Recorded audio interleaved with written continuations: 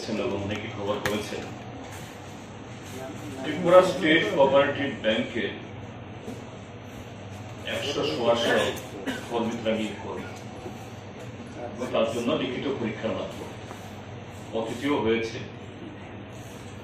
ত্রিপুরা শুধু Tripura state cooperative bank না, যে অন্যান্য এই ন্যাশনাল ব্যাংকেরও রিজনাল লেভেলেরও এরকম রিক্রুটমেন্টে এই ত্রিপুরাজ্যেই হাজার হাজার কর্মপ্রার্থী ক্যান্ডিডেটকে নিয়ে এরকম রিটেন টেস্ট ইত্যাদি করে তারপরে নিয়োগ হয়েছে। স্টেট গভর্নমেন্টের বিভিন্ন ডিপার্টমেন্ট তো হয়েই, কিন্তু আমরা প্রথমবার দেখলাম যে এই ব্যাংকের এই নিয়োগের জন্য যে নিয়োগ পরীক্ষা 18,000 সামথিং তারা তথ্য দিয়েছেন, তার জন্য নাকি ত্রিপুরাতে পরিকাঠামো নেই। এজন্য আসামের বিভিন্ন শহর, গুয়াহাটি কোন কোন জায়গায় জানি, এবং আমার জিজ্ঞাসা, আগরতলা একটা রাজ্যের রাজধানী শহর, এই রাজধানী শহরে যদি পরিকাঠামো না থাকে, আমি আসামের গুয়াহাটি বাদ দিলাম,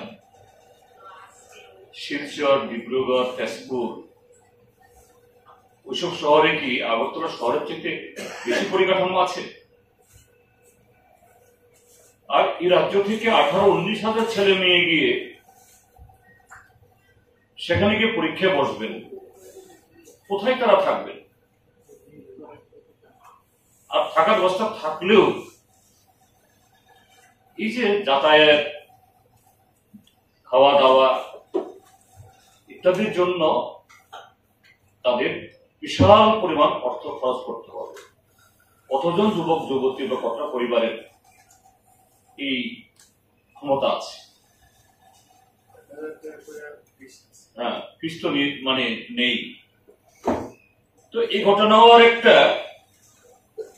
ত্রিপুরাজ্যের বর্তমান এই ট্রিপল ইঞ্জিনের সরকার,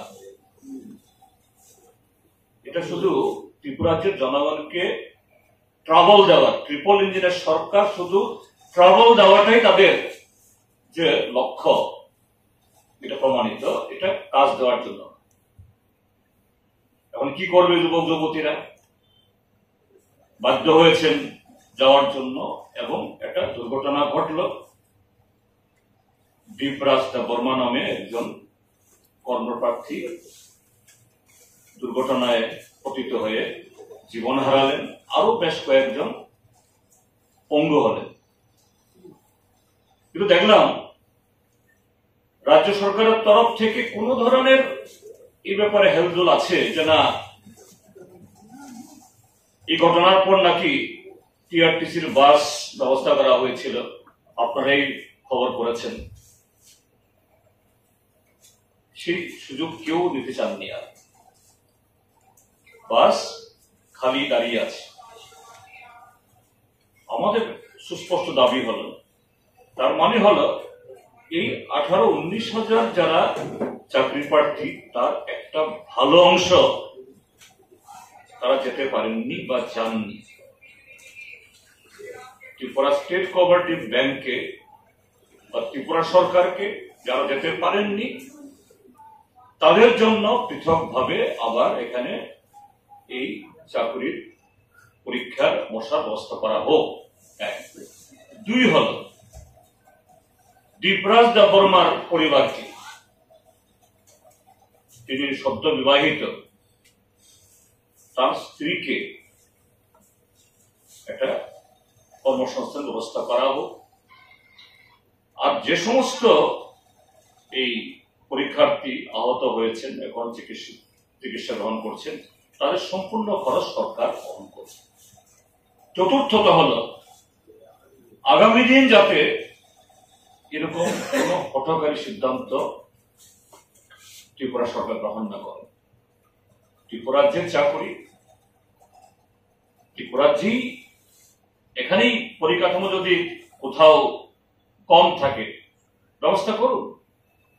আমরা তো এখানে দাবি জানাচ্ছি যে রেলওয়ে রিক্রুটমেন্ট বোর্ডের একটা সেন্টার আগরতলা করার জন্য। আমরা যখন এমপি ছিলাম, ত্রিপুরার যে 3 জন এমপি একসাথে গিয়ে আমরা তখনকার রেলমন্ত্রীকে আমরা বলেছিলাম, এবং তিনি মোটামুটি রাজি হয়েছে, ঠিক আছে আমি নেক্সট ভাববো। এখনকার এমপিরা বা এখনকার সরকার এটা নিয়ে কোনো মাতামাতি করেন না, কারণ অবশ্য করবেন কি করে, তাদের সরকার তো র্যালি বিক্রি করে দিচ্ছেন, রিক্রুটমেন্টের বোর্ড থেকে হবে। ত্রিপুরার যে বর্তমান বিধানসভার অধ্যক্ষ মাননীয় বিশ্ববন্ধু সেন মহোদয়, আমরা দেখেছি আমরা যখন সরকারে ছিলাম তার প্রত্যেকটা অধিবেশনে একটা প্রশ্ন থাকতো ধর্মনগরে একটা রেল ডিভিশন করার জন্য। রেল ডিভিশনই তো ধর্মনগর। আমি এখন তাকে জিজ্ঞেস করি, মাননীয় স্পিকার মহোদয়, এখন তো আপনি স্পিকার, আপনি একটা রুলিং দিয়ে দেন না। ত্রিপুরা সরকার সমস্ত মন্ত্রীরা গিয়ে দিল্লিতে গিয়ে ধর্ণা দাও রেল ডিভিশনের জন্য। তিনিও আমার দিকে চেয়ে থাকেন, বোঝা যায় তিনি অসহায়, অর্থাৎ তিনি বলতে পারছেন না এগুলি। তো এইভাবে বেকার যুবক যুবতীর প্রতি, অর্থাৎ যুব সমাজের প্রতি তাদের যে ধরনের এই কি বলে তাদের ভবিষ্যৎকে অনিশ্চিত করে দিচ্ছে, সামগ্রিকভাবে সরকারের যে ব্যর্থতার বিরুদ্ধে ত্রিপুরা রাজ্যের মানুষ গর্জে উঠুন এবং আগামী 13 থেকে 18 রাজ্যের সবকটি মহকুমাতে, কোন কোন জায়গাতে ব্লক পর্যায়েও হবে, এই সরকারের ব্যর্থতা এবং এটা সুরাহা করার জন্য যাতে তারা এগিয়ে আসেন, তার জন্য আমরা আহ্বান জানাচ্ছি আপনাদের মাধ্যমে সমস্ত রাজ্যের গণতান্ত্রিক অংশের মানুষকে আমরা এখানে অংশগ্রহণ করার জন্য অনুরোধ করছি।